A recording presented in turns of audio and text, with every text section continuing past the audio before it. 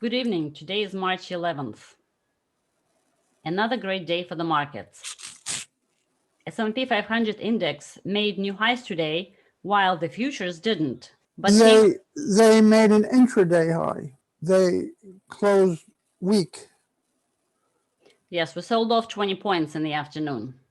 Mm. Russell also made new highs after 2.2% up day. Nasdaq was up 2.4%, but it's severely underperforming as it's still over 6% of the highs. And Dow Jones also made new highs. And GME, surprisingly, was relatively quiet today and closed basically unchanged at $260, as they are going to start trading $800 options. So that should definitely be fun. And with implied volatility as high as it is, I imagine that the moneymaker is going to be making a lot of money in GME stock. And I expect, of course, the public to lose on all of those $800 options. The public will always lose. Bitcoin is close to taking out previous high of 58,000. And it was interesting today that the Fed released financial accounts, and for the year, household wealth has increased almost $12 trillion. But the vast majority of that increase was due to higher asset prices. So it's interesting that the Federal Reserve says that they're doing what they're doing to fight the inequality, yet they're creating it. And it's kind of similar to the famous Twitter personality and notorious SPAC promoter, Chamath Palihapitiya. He also said on Twitter, and I quote, that his strategic views is to fight inequality and climate change, and those investments are a once-in-a-lifetime opportunity to make hundreds of billions of dollars and do the right thing. So he is a creator of the Social Capital Fund, and he apparently doesn't see the irony that he wants to fight the inequality by getting hundreds of billions of dollars wealthier. Maybe Well, we he's have referring to his own inequality. I don't know. a strange inequality with the billionaires and the tech leaders and the Fortune 500 companies are making a lot of money, and the bottom, those receiving handouts from the government and ever more substitution of government mandates for individual effort. They're doing better than ever before by not working. But in the middle, the people earning 30,000, 40,000 to 200,000, they're quite Republican. So we have the very top and the very bottom are blue. In the middle is red. So we have a inequality. The middle is not doing as well as the top and the bottom. This is what they government interference and what it creates. And we'll have this proliferation of SPAC, special purpose acquisition vehicles. We just crossed the number 500, counting them, and this is up from only 100 1 year ago. So soon we will have more SPACs than stocks. Another interesting news, just like you were saying a few days ago, the revolutionaries always eat their own. And now de Blasio is calling on Cuomo to resign, as well as many other Democrats. There's a certain amount of venom Indeed. that was created by the anti-Trumps, and it didn't really have a release, sort of the frustration aggression hypothesis, and now it had nowhere to go, but now it's going to eating their own, going to Cuomo, and I see that they're launching an impeachment. The last accusation against him, the sixth, has launched a police investigation. Apparently, they couldn't hold that back. Presidential politicians and the next president to be Kamala Harris is are very quiet now. They don't know which way to turn, but one of their own is in trouble. And he was once the fair-haired boy as an antidote to Trump, but now he's subject to a police investigation, and it still is about 50-50 that he'll last until the end of the year. If it was anything but the fair-haired boy, it would be 1%. It's interesting that the 10,000 dead people in the nursing home didn't get as much attention and calls for resignation as a few women complaining of literally verbal assault for most of them, not even physical for the most of them, only proposition. Well, any man but the nowadays, 10,000 people are dead, so nobody cares. any man nowadays knows that he has to be very indirect when he's coming on to women. So, you say, what would you feel like if you slept with an older man, and so on? And so, I mean, you can't take off their clothes immediately. So it's not unusual that there was a little foreplay, testing the waters before. But of course, the market was very unusual today. It went through the old highs and it broke the 39.54, and then a certain person suggested that that there was a little too much bratwurst being eaten because the European markets did not follow the U.S. market, and that's what I meant. And there are definitely cross currents. We still have a little frustration without release. Market will want to go past the old highs. You might say that going to the 39.58 level today requited the natural rhythm of the market. It hadn't set a new high in 28 days. It dropped 20 points at the close. I don't know. I think we'll have another.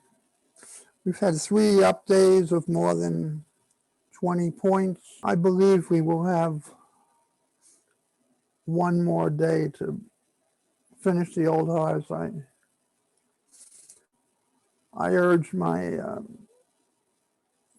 my family to get out of their stocks because they don't listen to me anymore, because I've been telling them to take account of the drift for forever. It's done very well. The last 10 years, they've all made 5, 6-fold on their money. But Victoria may have listened to me. She's made about, every one of her stocks has gone up 10-fold in the last 4 or 5 years. And I gave her some advice, which I think is useful for most people. Try to quit at the high than at the bottom. Most people have a limit as to how much they'll lose. Then when they get to that limit, they give up. So many gamblers go from steak to beans, and they live a life from riches to rags. they play in 10,000, 20,000 games of poker, then they lose their money, and they're back to $5 and $10, $5 and $10 poker. Let's hope they don't wind up like Stewie Unger, who's the best gin rummy player, and they give up the ghost in a $5 hotel at in Las Vegas. I don't have much to say today. I mean, because there really are the cross currents. If I had to go out on the limb, I'd say one more good up day, and then we could expect to have a little downtrend. I guess I paid a lot of attention to Frank Sinatra's last concert today. I think it will be very interesting with all the four teleprompters and, as you say, the mic in his ear, whether the president will be able to maintain a fiction of intelligence and acuity at his speech, which is 10 o'clock tonight. I think that will be very key. Of course, if it turns out that he can't carry the ball, it'll be like Frank Sinatra, who forgot his last 5 numbers and had to ask for his brother all the time in his last concert. And I tweeted the report of his last concert. If he can't carry the ball, and if it looks like he can't respond to questions that he's not prepared for, I think that will be very woke.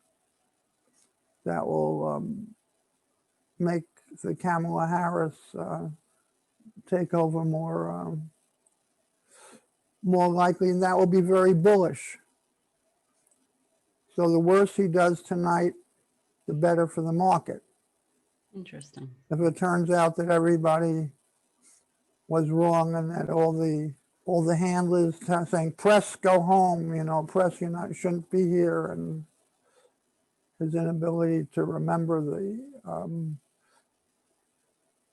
defense secretary and where Pentagon and he couldn't remember the Pentagon. If it turns out that the teleprompters are able to overcome that, that won't be woke. That won't be good for Kamala Harris. I expect the market will go up first in the next few hours, and then everything will depend upon the dementia and how likely it is. I certainly don't like how the European markets are way. The U.S. market was up 1 or 2%. Those markets were down, but you can't go against the drift for too long. Eventually, the stock market will set a new high. It's been 25 days, and the more time that goes on, the more bullish it is. I'm going with update tomorrow for the 4th day in a row, and then down. But that's a very unlikely prediction. I've been lucky lately in the predictions. I was wrong in the middle of last week, but been with the weather gauge ever since. We had some great proverbs yesterday. Brahms was a very heavy eater of German food. He'd eat 4 or 5 servings of bratwurst every evening, and he was extremely healthy. And then suddenly he died. He died a few months after his the woman he loved, who was a great pianist and a great teacher, Clara Schumann. But he suddenly died from eating too much German food. So that's what I tweeted today. There was too much German food on the table. We'll see. We'll see if they can come up with some healthier fare today. If not, we're in trouble. Yep. I also think there was a lot of money floating around because today I just put up on the screen, there is a virtual art piece that was sold at Christie's for over $60 million by the artist Beeple or Beepley, whatever. And it just still doesn't make sense to me how those non-fungible tokens are fetching so much money, because it's just a digital piece of work. It's really nothing. You still have to print it out. You could copy it. It's not like French Impressionism or any of the classic works of art. And yet this is what $60 million buys you right now. Well, let's not decry the tastes. One of the best things that I've read is the techniques that Duveen, who was one of the great art dealers of the middle 20th century, that he used to hype the auction prices up. He guaranteed to all his customers that there'd never be an auction price at less than what they paid, and then he would secrete himself in the elevator so that he would be in an elevator with the richest clients. There's a funny story which has happened to me a lot. I am a big collector, and I've had a very bad experience in selling my art. So it's like Elmer Kelton said, that when you want to sell, the market is terrible, and when you want to buy, then there's none of the good things are available. But Duveen found that in the 1940s, late 30s, that the richest man who didn't have a big art collection was Henry Ford. So he got together the pictures of all of the best art, the most sought after art that was available, and he printed up a beautiful table, illustrated book with all the pictures in it, and he went to Detroit, and he showed it to Henry, and Henry looked through every one of the pictures, and then Duveen said, "Well, Henry, you can buy these. They're not. It's not just illustrations." He said, "Well, why should I buy them when there's such nice illustrations?" I sort of like Gates. I don't have to own them when there's such beautiful pictures. And said, "Missy, come in here and look at all these beautiful illustrations that Mr. Duveen brought us." Well, exactly. I just bought a reproduction of Renoir on canvas with frame and everything for $90, and it's $90. great. It's a reproduction, but it has some visual pleasure that it gives me, versus digital art is not even something you could look at. It's Well, it gives some, you can't, but you can't even look at it. It's digital. You no, have, but you can't decry the taste. no, it's not as much What the fact that individuals it's digital. want to do with their money, that's their business, and they Absolutely, I absolutely agree. It's their business. I'm just saying that the fact that it's digital, that you can't even, you own it somewhere on a thumb drive. You can't even hang it on the wall unless you print it or something. I don't know. Well, okay, I guess, again, I would urge our listeners to look, to reflect on some of the Tom Wiswell proverbs, because he was a world champion for 25 years. There were still millions of people who played checkers. Maybe I'll end with one more proverb. Assuming that you have survived the rigors of the mid-game, the charm and depth of the ending awaits you with alluring deception. The end game is indeed the most difficult part of the market and board games. Certainly today, that was true. So that's the proverb for today.